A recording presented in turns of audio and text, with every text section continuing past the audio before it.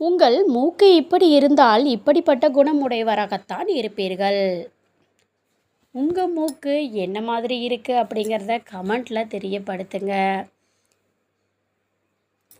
நீங்கள் இதான் first time நம்ம சேனலை பார்க்குறீங்கன்னா மறக்காமல் சேனலை சப்ஸ்கிரைப் பண்ணிக்கோங்க. பக்கத்திலே இருக்கக்கூடிய ஆல் பெல் சிம்பலையும் ப்ரெஸ் பண்ணிக்கோங்க. அப்போ தான் நான் போடுற வீடியோ உடனுக்குடனே உங்களுக்கு நோட்டிஃபிகேஷன் ஆகும்.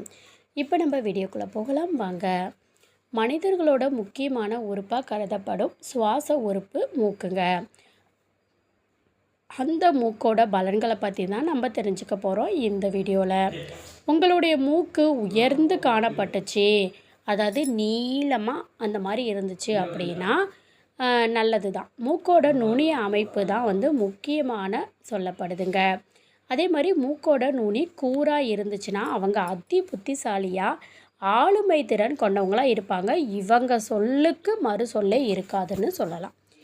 எலியை போன்ற மூக்கு, அதாவது லேசாக தூக்கியபடி இருந்துச்சுன்னா காம உணர்வு அதிகமாக இருக்கும் அப்படிங்கிறது தான் இதுக்கான அர்த்தம்.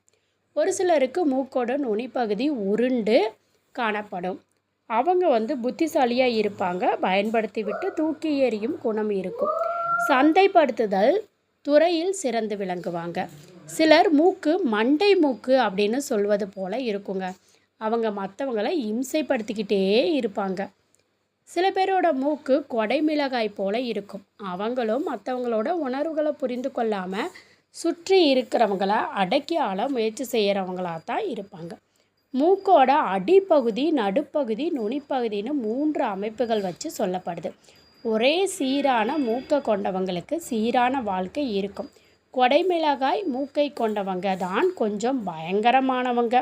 ஒரு சிலருக்கு அடிப்பகுதி ஒரு மாதிரி இருக்கும், நடுப்பகுதி வேறு மாதிரி இருக்கும், நுனிப்பகுதி வேறு மாதிரி இருக்கும். இவங்களுக்கு மாறுபட்ட சிந்தனை இருக்கும். இவங்களுக்கு மூக்கு பார்க்கும்போது வளைந்து நெளிந்து காணப்படும். பென்சில் போல மூக்கு இருந்தால் எதிர்காலத்தை பற்றி அறியும் திறனும் கொண்டவங்களாக இருப்பாங்கங்க. உங்களுக்கு ரொம்ப பிடிச்சவங்களுடைய மூக்கு இதில் எந்த மாதிரி இருக்குங்கிறத கமெண்ட்டில் தெரியப்படுத்துங்க. இந்த பதிவு பிடிச்சிருந்துச்சுன்னா வீடியோவை லைக் பண்ணிக்கோங்க, சேனலை சப்ஸ்கிரைப் பண்ணிக்கோங்க. நன்றி.